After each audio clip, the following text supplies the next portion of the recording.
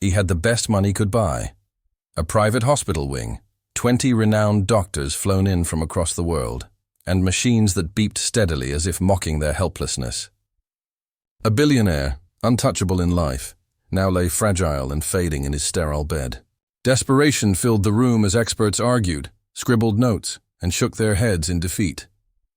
It seemed inevitable. Even wealth couldn't outwit fate. But then, a quiet presence in the corner shifted everything. The housekeeper, invisible to most, noticed what no trained eye had seen. One detail, one overlooked clue, and with it, she held the key to a truth that would leave the entire medical world stunned. Wealth often builds walls. Walls of marble and glass, high gates with golden crests, and private worlds where ordinary people are kept at arm's length. For James Ashford, one of the wealthiest men alive, these walls had always stood tall and unshaken. He was a man whose empire spanned luxury resorts, oil pipelines, and private jets, whose decisions could shift markets overnight. Yet when the foundation of his own body began to crumble, he discovered something he had long denied. Money could command everything except time. The decline started subtly. At first it was fatigue, a heaviness he dismissed as stress. His assistants noticed how often he left meetings early, retreating to his office with a hand pressed to his temple. Then came the fainting spells, the shortness of breath, the weakness in his legs. Soon, whispers spread. The invincible billionaire was falling ill.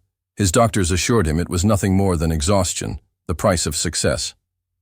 But as weeks turned into months, James grew weaker, his skin losing its glow, his voice carrying a tremor. Concern escalated into panic when he collapsed at a gala dinner, surrounded by the world's elite. The incident made headlines, and within hours, his private hospital wing buzzed with activity. 20 doctors, specialists from London, Paris, New York, and Zurich. Each one hand-picked for their brilliance, their reputations untarnished.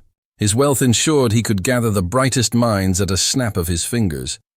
They worked tirelessly, running tests, debating possibilities, and prescribing treatments. Yet nothing worked. His body continued to fail, and the clock ticked louder with each passing day. While the medical team filled the halls with urgency, another figure moved quietly in the background, unnoticed by most. Her name was Evelyn Clark, a housekeeper assigned to his private residence for over a decade. She wasn't hired to care for him medically, nor was she considered part of his inner circle. Her duties were simple: keep his space clean, ensure the linens were fresh, polish the surfaces until they gleamed. For the world that orbited James Ashford, Evelyn was invisible, a shadow in the corner of opulence. Yet Evelyn had eyes that observed what others ignored. She had grown up in hardship, raised in a small southern town where resilience was a necessity. Life had taught her to pay attention, to patterns, to details, to silences between words. Her job demanded invisibility, but her mind had always been alert. She noticed the faint clinking of pills left untouched in the sink, the way certain meals went unfinished, the faint discoloration on his fingertips when he held a glass. Unlike the doctors, Evelyn wasn't blinded by protocols or prestige. She didn't care about making a groundbreaking medical paper or protecting her reputation. She simply noticed and quietly stored the details away. Inside the billionaire's hospital suite, chaos unfolded daily. The doctors argued, their egos clashing as much as their medical theories. Was it cardiac? Neurological? A rare autoimmune disorder? Each insisted on their own approach. Each bristled when their methods failed. To James, they became a blur of white coats, expensive jargon, and grim expressions. Despite their prestige, they seemed powerless. The billionaire's family, fractured by greed and distrust, only made things worse. His adult children whispered in the hallways, some praying for recovery, others already calculating inheritances. Their polished appearances couldn't mask the bitterness in their eyes. For them, James's illness wasn't just tragedy, it was opportunity. Evelyn saw their hushed arguments over stocks and assets, their cold avoidance of the man lying weak in the bed. Where there should have been warmth, there was only calculation. In those tense days, Evelyn remained steady. She cleaned, adjusted sheets, refilled water, and lingered just long enough to see what others overlooked. She noticed how James's breathing grew labored after eating certain meals. She saw the way his hands trembled only at particular times of day. She noticed the way his eyes, once sharp and commanding, softened with exhaustion whenever the room filled with bickering voices. Though she never spoke out loud, Evelyn carried a quiet compassion for the man who had once seemed unreachable. He had never known her name, never looked her way unless giving orders. But as she watched him waste away under the weight of 20 experts and endless tests, a thought began to form in her mind. Perhaps the answer wasn't in the complexity of the machines, but in the simplicity of what everyone else dismissed. Meanwhile, outside the walls of the private wing, the world speculated wildly. Was it cancer? A genetic curse? A mystery illness too rare to diagnose? Headlines painted James Ashford as a tragic figure, a man who had conquered everything except his own mortality. His companies scrambled to calm investors, his board members fought to retain control, and the empire he had built began to tremble. Inside, however, the atmosphere grew heavier with each failure. Doctors walked with their heads down, murmuring about experimental treatments, while his family members grew more restless. His eldest son argued for transferring him to another facility, but the youngest daughter wanted to try alternative medicine. Their voices clashed in meetings, but no one asked what James himself wanted. He, the man at the center of it all, was reduced to a frail body surrounded by noise. In the middle of this storm, Evelyn worked silently. She was there when the doctors left in frustration, when family members slammed doors in anger, when James's labored breathing filled the sterile room. She was the one who adjusted his blanket when he shivered, who kept track of which foods he pushed away, who quietly noted the strange rash that came and went on his neck. And though she said nothing, her eyes carried a conviction. Something was wrong, and it wasn't what the doctors thought. The setup closes on this quiet tension. James Ashford, a billionaire on the edge of death, surrounded by failure despite endless wealth. 20 doctors had tried and failed. His family saw only the shadow of inheritance. And in the background, overlooked and underestimated, stood Evelyn, the housekeeper whose mind and heart had already begun piecing together the clues that everyone else missed. She was no doctor. No one expected her to see what they couldn't. But sometimes, truth reveals itself not to those who look hardest, but to those who notice what others ignore. The days blurred together, each one a cycle of failure. 20 doctors rotated shifts around James Ashford, their white coats fluttering like anxious flags of surrender. Machines beeped, monitors flashed, and test results poured in, yet none of it brought clarity. Each morning came with new theories. One doctor swore it was an undiagnosed heart condition, another pushed for experimental neurological scans, while another advocated for immune suppressants. Their arguments grew more heated, their confidence fraying with every setback. Meanwhile, James's body weakened. The man who once commanded boardrooms with a glance now struggled to lift a glass of water. His breathing came in shallow gasps, his skin was clammy and pale, and his sharp voice had been reduced to whispers. The billionaire who had once been larger than life was now fragile, almost unrecognizable. The hospital suite became a battlefield of egos. Each doctor guarded their diagnosis as if it were a shield against professional humiliation. They ordered test after test, scans that cost more than most families earned in a lifetime, but the results brought only confusion. Nothing explained the rapid decline. Nothing justified the weight loss, the fevers, or the pain that left him groaning at night. For the Ashford family, patience wore thin. His eldest son stormed out of consultations, shouting that the doctors were frauds. His daughter blamed the nurses. His siblings whispered to lawyers and accountants, already preparing for the inevitable. The air grew heavy with tension. Wealth, instead of binding them together, fractured them even further. And through it all, Evelyn Clark moved quietly in the background. She polished the marble counters, refilled water pitchers, changed linens, and adjusted blinds. But her mind was sharp, her eyes attentive. While the doctors debated in medical jargon, she watched James's reactions to the simplest things. She noticed how his coughing fits worsened after certain meals. She saw the rashes flare when specific medications were given. She noticed how he always seemed most restless after visits from a particular family member. To her, these weren't random incidents. They were patterns. Patterns the doctors, distracted by their pride and competition, completely overlooked. At night, when the wing quieted and the hum of machines softened, Evelyn lingered near the doorway. She watched James stir in discomfort, his breathing uneven. She wasn't a nurse, but she cared in ways that many of the so-called experts did not. Her compassion allowed her to see what clinical detachment could not. Days stretched into weeks, and the billionaire's condition became dire. Headlines began speculating about his imminent death.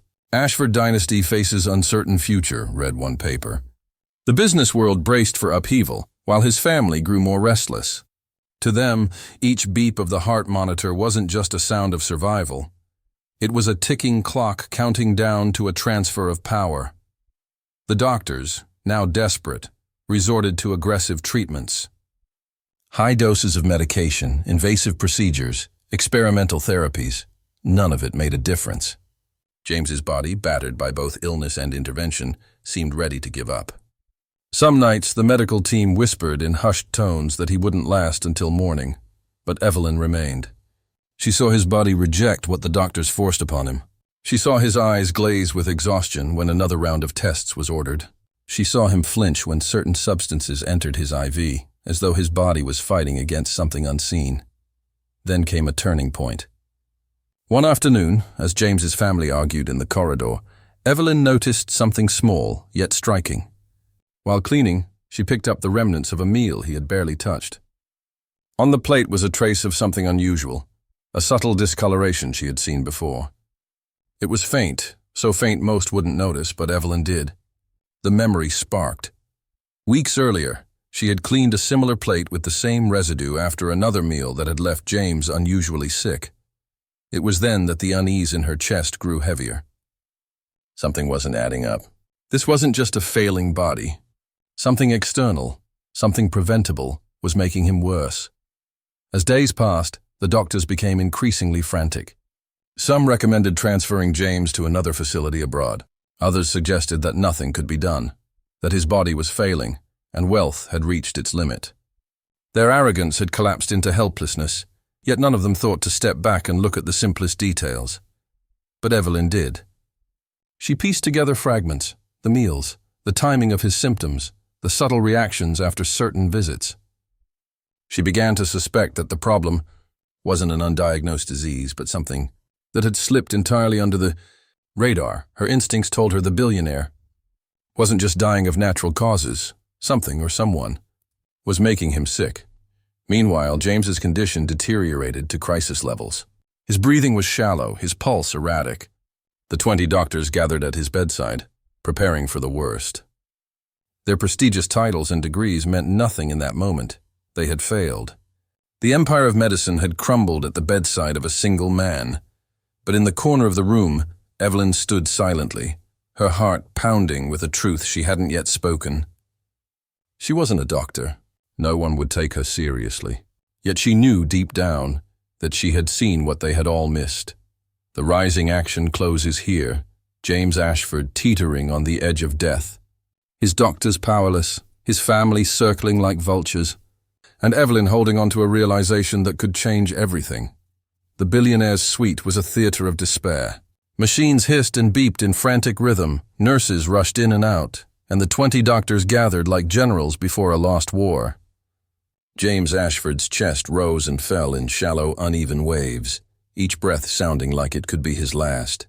His family stood clustered near the doorway, their voices hushed, but their eyes betrayed more calculation than grief. Some argued about who would inherit what. Others whispered about stock transfers and legal documents. The billionaire's life had become secondary to the empire he would leave behind. And in the midst of their cold anticipation, Evelyn Clark stood quietly at the edge of the room, her hands clasped together, her heart pounding with urgency. She could no longer ignore it. She had seen too much, pieced together too many clues. The billionaire wasn't dying from an undiagnosed illness. He was being poisoned, slowly, methodically, and nobody in the room of experts had even considered it. Her eyes flicked toward the untouched food tray on the side table. It carried the faint residue she had noticed before, the subtle discoloration that seemed harmless at first, but always coincided with James's worst days. Evelyn's stomach turned as the weight of her discovery pressed down on her. She was just a housekeeper. Would anyone listen if she spoke up? Or would they laugh at her, dismiss her as a meddling servant daring to step into the world of the elite? But silence meant death. As James's monitors blared warnings, the doctors shouted orders at one another, their voices cracking with desperation. Evelyn took a step forward, her voice breaking through the chaos. "Stop giving him that," she said, pointing at the IV bag. Heads snapped toward her. The room fell into stunned silence. A nurse froze mid-step, the doctors stared in disbelief, and James's daughter sneered, her lips curling as though Evelyn had overstepped an unforgivable boundary. "What did you just say?" one of the doctors demanded, his voice sharp with authority. Evelyn steadied herself, though her knees trembled. "He's not dying from disease. Look at the patterns. Every time he eats certain meals, he worsens. Every time that particular medication drips into his vein, he suffers more. You've run every test and found nothing because you're looking in the wrong place. This isn't sickness, it's poisoning." Gasps rippled through the room. Some of the doctors scoffed, waving her off, but a few exchanged uneasy glances. One nurse's face went pale.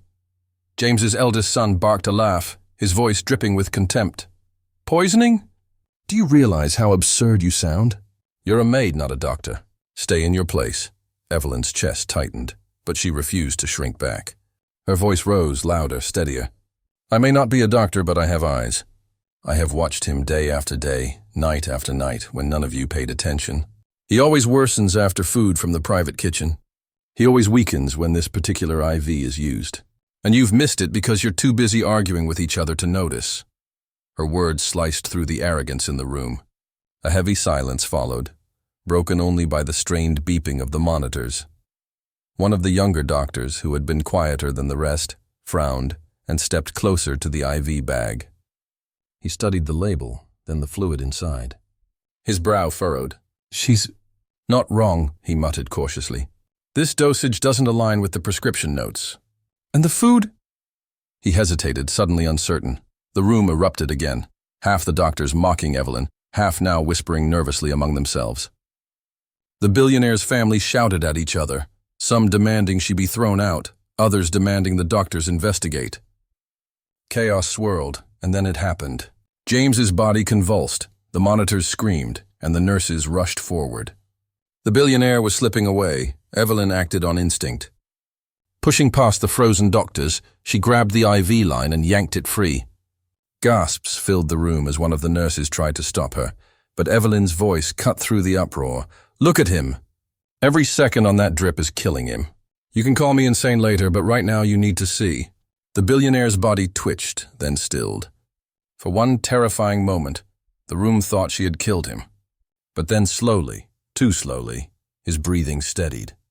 The monitors, though still erratic, began to calm. His lips, once bluish, regained a trace of color. The doctors froze. Their eyes darted between the machines, the patient, and the woman who had dared to do what none of them could. The evidence was undeniable. She had stopped the very thing that was pushing him closer to death. Whispers filled the room. Could it be true? Was it really poisoning? How did we miss this? But Evelyn's gaze was not on the doctors. It was on the family.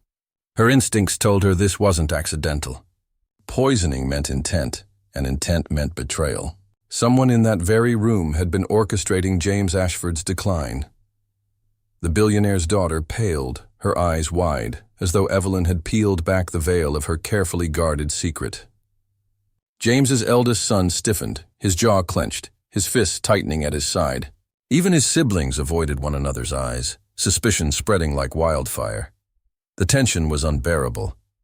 For weeks, the doctors had failed, the family had waited for death, and Evelyn had been invisible. Now the entire house of cards trembled because one housekeeper had dared to speak the truth. James's survival or death would expose everything, and Evelyn knew this was only the beginning. The suite remained suspended in silence, broken only by the steady beep of the monitors. For the first time in weeks, James Ashford's body wasn't fighting a losing battle. The flush of life returned faintly to his cheeks. his chest rising and falling with a fragile rhythm. And the world's most powerful doctors, all 20 of them, stood stunned, their authority dismantled by the words and instincts of a housekeeper. Evelyn's hands trembled as she released the IV line. She had crossed a line that could cost her everything. Yet as she looked at James, alive and fighting, she knew she'd done the only thing her conscience would allow. The family, however, didn't see it that way. James's eldest son stormed forward, his voice dripping with rage. "You could have killed him! Do you understand what you've done? You had no right to interfere." His face flushed red, his words meant to shame her. But before Evelyn could respond, the younger doctor who had examined the IV bag raised his voice, trembling but resolute. "She's right. Look at the chart notes. The dosage doesn't match. The fluid isn't what's prescribed. Whoever signed off on this, it wasn't a mistake. It was deliberate." Gasps swept through the room. The weight of the accusation was undeniable. Poisoning, sabotage, betrayal from within. The doctors began whispering urgently, the nurses clutching charts with wide eyes. The family stiffened, their earlier arrogance slipping into unease. And Evelyn, though her heart pounded, finally felt the room bending toward the truth she had seen all along. James's daughter, pale and shaking, turned her face away, as if hiding from invisible eyes of judgment. The eldest son tried to deflect the attention, shouting again, "This is ridiculous! A maid spins some wild story and you all believe her. My father is sick. This is nothing but superstition and hysteria." But his voice cracked, betraying his fear. Evelyn, steady now, stepped forward. "You can deny me. You can mock me. But you cannot deny what you just saw." He began to breathe easier the second I stopped the poison. Her words rang like a verdict in a courtroom. The younger doctor nodded gravely. "She's telling the truth. I'll order a toxicology test immediately. If she's correct, and I believe she is, it means someone has been trying to murder Mr. Ashford under our very noses." The phrase, "murder Mr. Ashford," landed like thunder. The room fractured, half disbelief, half fear. For the first time, suspicion darted between family members. They weren't allies now. They were suspects. News traveled fast in the Ashford mansion. Within hours, whispers of poisoning spread among the staff. Security was tightened, meals were seized for testing, and lawyers were quietly called.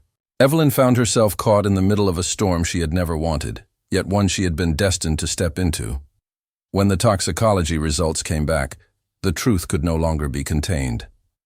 James Ashford had not been dying of natural causes.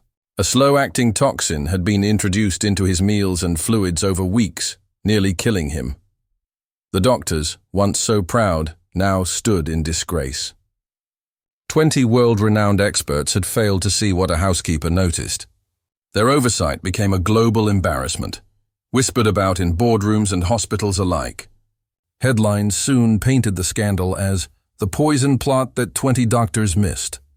But for James's family, the scandal cut far deeper. Investigators discovered irregularities in the kitchen staff's instructions. Orders had been filtered through intermediaries. And evidence began pointing to someone shockingly close. James's daughter, who had always resented her father's control and had debts hidden from the family, became the prime suspect. Her fingerprints were traced to altered prescription notes. When confronted, she broke down, insisting she hadn't meant to kill him. But her trembling confession sealed her fate. The billionaire's empire shuddered under the weight of betrayal. For his children, it meant public shame, legal battles, and fractured reputations. Their inheritance dreams turned to ash. For James, it meant waking to the horrifying truth that his own blood had nearly ended his life. And for Evelyn, it meant a reckoning unlike anything she imagined. Recognition. When James regained full consciousness, his first question wasn't for his doctors or his family. It was for Evelyn. "Where is she?" His voice rasped, weak yet urgent. They brought her forward, hesitant, as though unsure whether she belonged in the room of wealth and power. Evelyn stood quietly by his bedside, her uniform plain, her eyes cast downward in humility. But James, with tears welling in his eyes, reached for her hand. His voice broke as he whispered, "You saved my life." Those words, spoken in front of the very people who had dismissed her, echoed louder than any accusation. His gratitude was not just personal, it was public, undeniable, and transformative. The world soon learned her name. Evelyn Clark was no longer just a housekeeper. She was the woman who had seen what 20 doctors overlooked, the woman who had saved one of the world's wealthiest men from certain death. The media hailed her as a hero. Interviews poured in, though she declined most of them, uncomfortable with the spotlight. To her, it hadn't been about fame, it had been about conscience. But to James Ashford, it was about justice, loyalty, and truth. Impact Evelyn's life changed forever. She received offers of money, positions, even book deals. But what mattered most was the respect she earned. The respect that had been denied her for so long because of her skin color, her class, and her quiet role in the shadows. James Ashford made a bold declaration once he recovered. From this day forward, Evelyn Clark is not my servant. She is my trusted advisor and the reason I live. The room had fallen silent when he said it, his family shifting uncomfortably as though the ground beneath them had cracked. For them it was humiliation. For Evelyn, it was vindication. The billionaire entrusted her with responsibilities far beyond cleaning rooms and arranging flowers. He gave her the power to oversee parts of his estate, ensuring loyalty and honesty in places where betrayal had once festered. But Evelyn remained humble. She didn't seek to flaunt her new status or punish those who once mocked her. Instead, she carried herself with the same dignity she always had, reminding the world that true worth is not defined by titles, but by courage and integrity. The scandal left scars. The Ashford family would forever be remembered for the betrayal within their walls. The doctors would never fully recover from the shame of being outsmarted by a housekeeper, but Evelyn's story became something greater than one man's survival. It became a parable of justice, humility, and truth. It reminded people that wisdom can come from unexpected places, that arrogance can blind even the most educated, and that courage often hides in those the world underestimates. For James Ashford, the billionaire who had nearly been poisoned to death, it became the greatest lesson of his life. He had trusted wealth, power, and status, but in the end, it was the loyalty of someone the world would have called ordinary that saved him. And for Evelyn, it was proof that even in a world rigged against her, her voice mattered. Her courage not only saved a life, it reshaped legacies. As she walked through the grand halls of the Ashford estate, no longer invisible, Evelyn knew the truth. The world had tried to overlook her. But when it mattered most, it was she who had seen what no one else could. And that truth would echo far beyond the mansion's walls, forever.